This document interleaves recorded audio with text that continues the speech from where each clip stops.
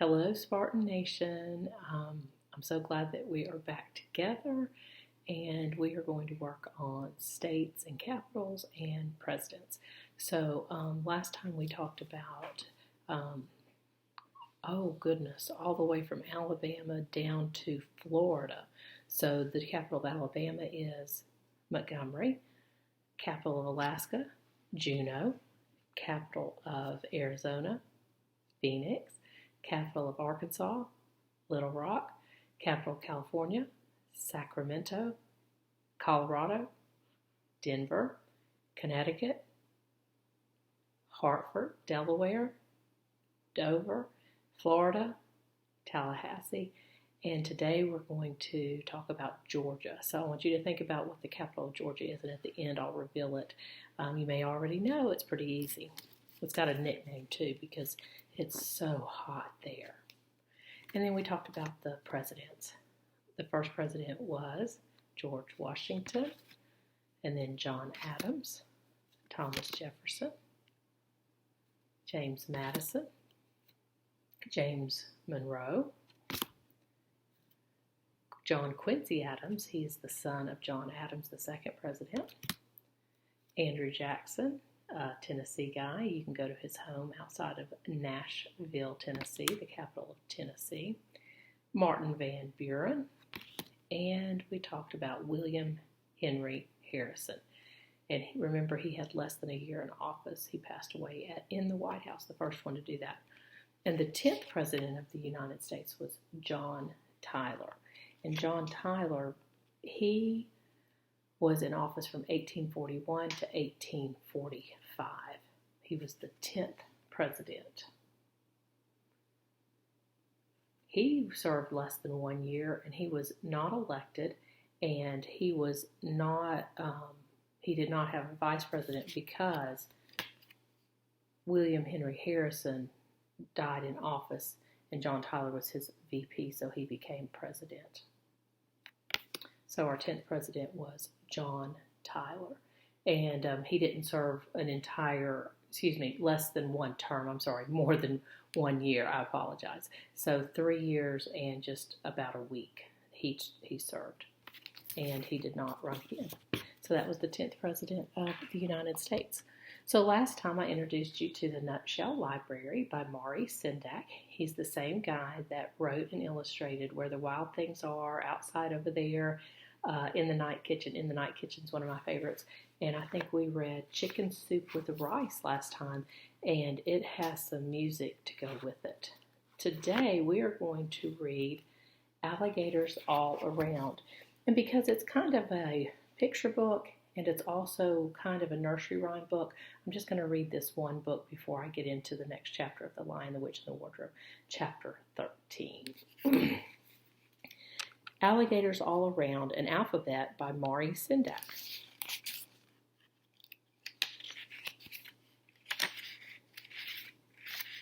And it was written in 1962. Alligators All Around, an Alphabet.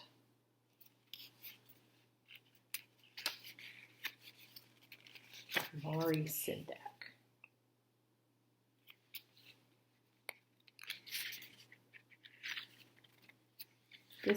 The dedication is for Carla, and again, it was written in 1962.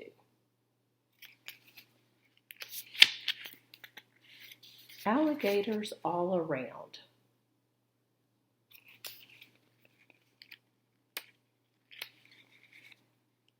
Bursting balloons catching colds. So alligators, A is for alligator, B is for bursting balloons, and C, catching colds. Wonder what D and E will be. Doing dishes, entertaining elephants.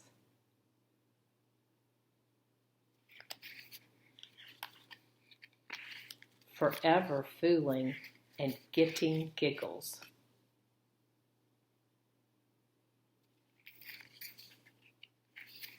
Having headaches, imitating Indians.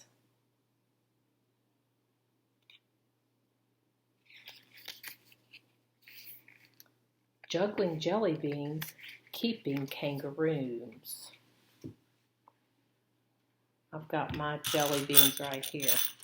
My Jelly Belly jelly beans. Miss Pratt would be jealous. She loves them.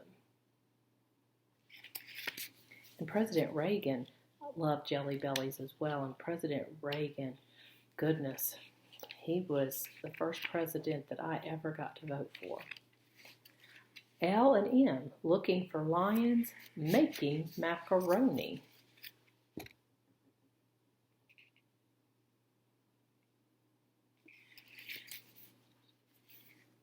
Never napping, ordering oatmeal.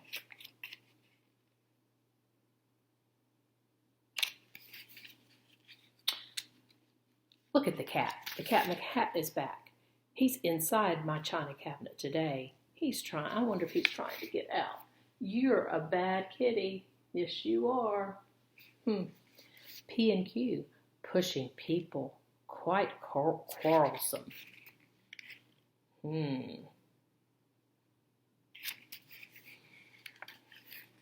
Riding reindeer, shockingly spoiled.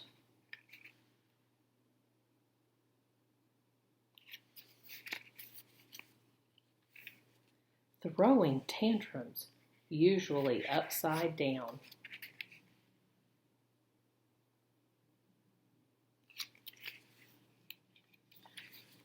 Very vain, wearing wigs.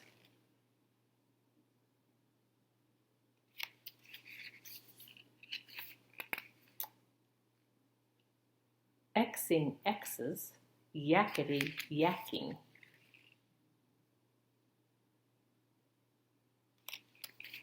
Now I wonder what Z is going to be. What will the alligators be doing? Zipping zound alligators all around. And that was Alligators All Around, an alphabet by Mari Sindat from the Nutshell Library. One of my favorites. Okay, so then we'll get into the Lion, Witch, and the Wardrobe.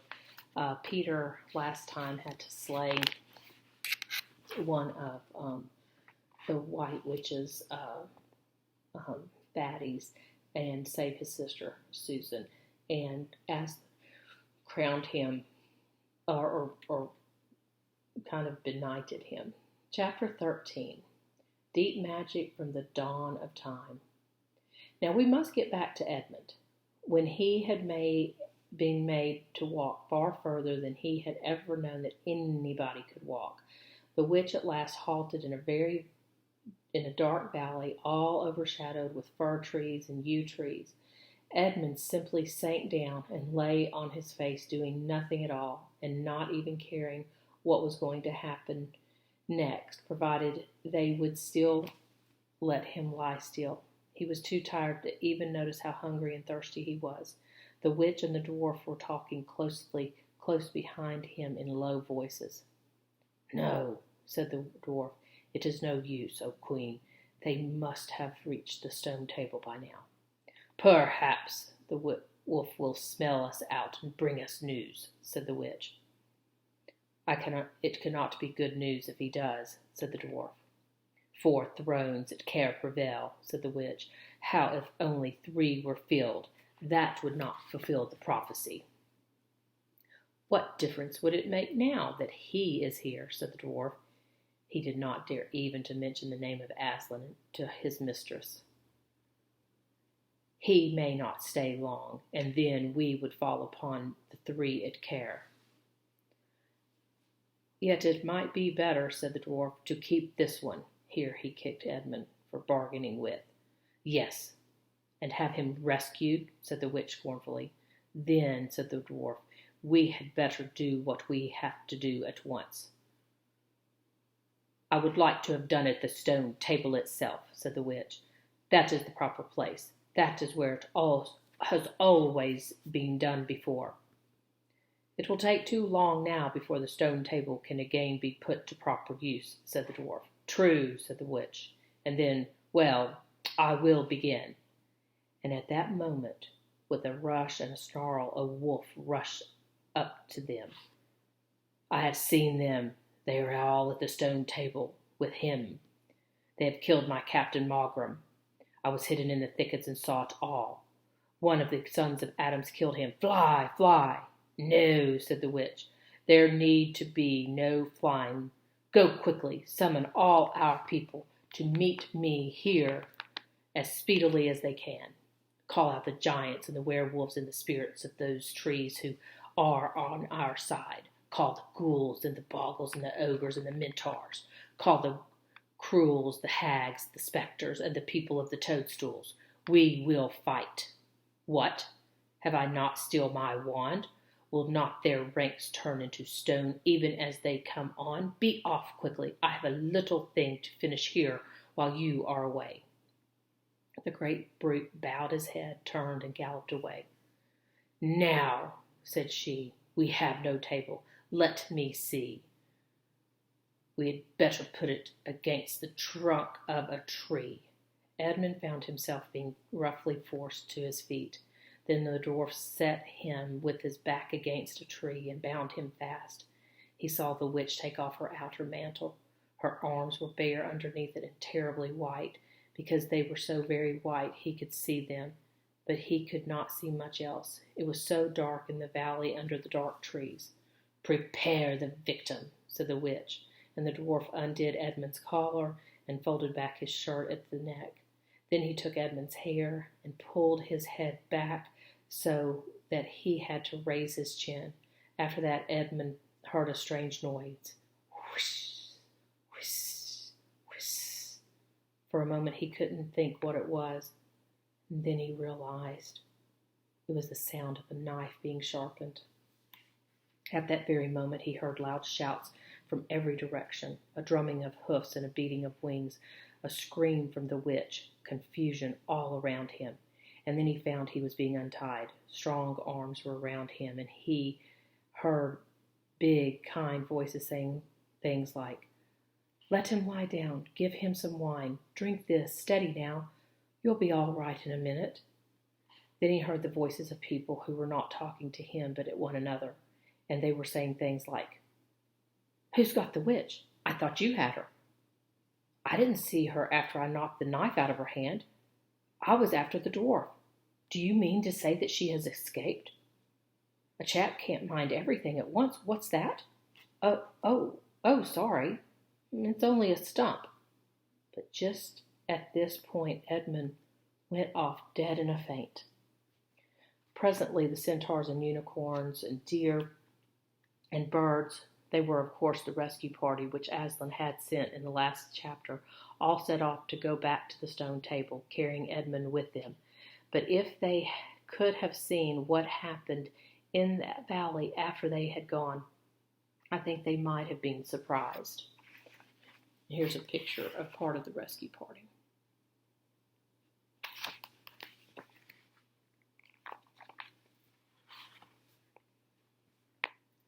It was perfectly still, and presently the moon grew bright. If you had been there, you would have seen the moonlight shining on an old tree stump and a fair-sized boulder. But if you had gone on looking, you would have gradually have begun to think there was something odd about both the stump and the boulder. And next, you would have thought that the stump did look really remarkably like a little fat man crouching on the ground, and if you had watched long enough, you would have seen the stump walk across to the boulder, and the boulder sit up and begin talking to the stump. For in reality, the stump and the boulder were simply the witch and the dwarf. For it was part of her magic that she could make things look like what they aren't. And she had the presence of mind to do so at the very moment when the knife was knocked out of her hand. She had kept hold of her wand, so it had been kept safe, too. When the other children woke up next morning, they had been sleeping on piles of cushions in the pavilion. The first thing they heard from Mrs. Beaver was that their brother had been rescued and brought into camp late last night and was at that moment with Aslan. As soon as they had breakfasted, they all went out, and there they saw Aslan and Edmund walking together in the dewy grass apart from the rest of the court. There is no need to tell you, and no one ever heard, what Aslan was saying, but it was a conversation which Edmund never forgot. As the others drew nearer, Aslan turned to meet them, bringing Edmund with him. "Here is your brother," he said, "and there is no need to talk to him about what is past." Edmund shook hands with each of the others and said to each of them in turn, "I'm sorry," and everyone said, "That's all right," and then everyone wanted very hard to say something which would make it quite clear that they were all friends with him again, something ordinary and natural, and of course no one could think of anything in the world to say. But before they had time to feel really awkward, one of the leopards approached Aslan and said, "Sire, there's a messenger from the enemy who craves audience." "Let him approach," said Aslan. The leopard went away and soon returned leading the witch's dwarf. "What is your message, son of earth?" asked Aslan. "The Queen of Narnia, an empress of the Lone Islands, desires a safe conduct to come and speak with you," said the dwarf, "on a matter which is much to your advantage as to hers." "Queen of Narnia, indeed," said Mr. Beaver. "Of course, of all the cheeky—" "Peace, Beaver," said Aslan. "All names will soon be restored to their proper owners. In the meantime, we will not dispute about them. Tell your mistress, son of earth, that I grant her safe conduct on condition that she leaves her wand behind her at the great oak." This was agreed to, and two leopards went back with the dwarf to see that the conditions were properly carried out. "But supposing she turns them two leopards into stone," whispered Lucy to Peter. I think the same idea had occurred to the leopards themselves. At any rate, as they walked off, their fur was all standing up on their backs, and their tails were bristling like a cat's when it sees a strange dog. "It'll be all right," whispered Peter in reply. "He wouldn't send them if it weren't." A few minutes later, the witch herself walked out on to the top of the hill and came straight across and stood before Aslan. The three children, who had not seen her before, felt shudders running down their back at the sight of her face, and there were low growls among the animals present. Though it was bright sunshine, everyone felt suddenly cold. The only two people present who seemed to be quite at their ease were Aslan and the witch herself. It was the oddest thing to see those two faces, the golden face and the dead white face, so close together. Not that the witch looked Aslan exactly in the eyes. Mrs. Beaver particularly noticed this. "You have a traitor there, Aslan," said the witch. Of course, everyone present knew that she meant Edmund, but Edmund had got past thinking about himself after all that he'd been through, and after the talk he had had that morning. He just went on looking at Aslan. It didn't seem to matter what the witch said. "Well," said Aslan, his offense is not against you." "Have you forgotten the deep magic?" asked the witch. "Let us say I have forgotten it," answered Aslan gravely. "Tell us of this deep magic." "Tell you," said the witch, her voice growing suddenly shrill. "Tell you what is written on the very table which stands beside you. Tell you what is written in letters deep as the spear is long on the fire stones on the secret hill. Tell you what is engraved on the scepter of the emperor beyond the sea. You at least know the magic which the emperor put into Narnia at the very beginning. You know that every traitor belongs to me as my lawful prey, and that for every treachery, I have a right to a kill." "Oh," said Mr. Beaver, "so that's how you came to imagine yourself as queen, because you were the emperor's hangman. I see." "Peace, Beaver," said Aslan, with a very low growl. "And so," continued the witch, "that human creature is mine. His life is forfeit for me. His blood is my property." "Come and take it then," said the bull with the man's head in a great bellowing voice. "Fool," said the witch with a savage smile that was almost a snarl. "Do you really think your master can rob me of my rights by mere force? He knows the deep magic better than that. He knows that unless I have blood, as the law says, all Narnia will be overturned and perish in fire and water." "It is very true," said Aslan. "I do not deny it." "Oh, Aslan," whispered Susan in the lion's ear, "can't we, You won't, will you? Can't we do something about the deep magic? Isn't there something you can work against it? Work against the Emperor's magic, said Aslan, turning to her with something like a frown on his face, and nobody ever made that suggestion to him before. Edmund was on the other side of Aslan, looking all the time at Aslan's face. He felt a choking feeling and wondered if he ought to say something, but a moment later he felt that he was not expected to do anything except wait and do what he was told. Fall back, all of you, said Aslan, and I will talk to the witch alone. They all obeyed. It was a terrible time, this waiting and wondering, while the lion and the witch talked earnestly together in low voices. Lucy said, "Oh, Edmund," and began to cry. Peter stood with his back to the others, looking out at the distant sea. The beavers were holding each other's paws with their heads bowed. The centaurs stamped uneasily with their hoofs. But everyone became perfectly still in the end, so that you noticed even small sounds like bumblebees flying past or the birds in the forest down below them.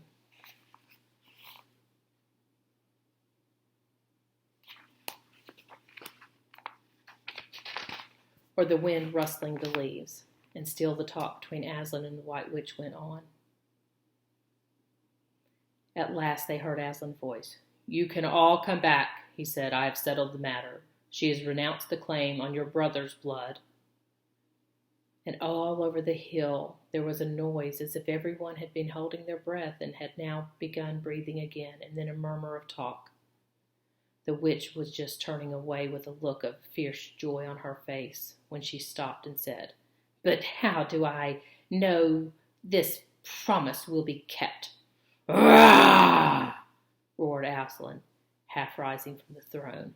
His great mouth opened wider and wider, and the roar grew louder and louder, and the witch, after staring for a moment with her lips wide apart, picked up her skirts and fairly ran for her life. That was the end of chapter 13. I wonder what will happen in chapter 14. I'll see you next time. And the capital of Georgia is Atlanta. And some people call it Hotlanta because it's so hot down there. See you next time.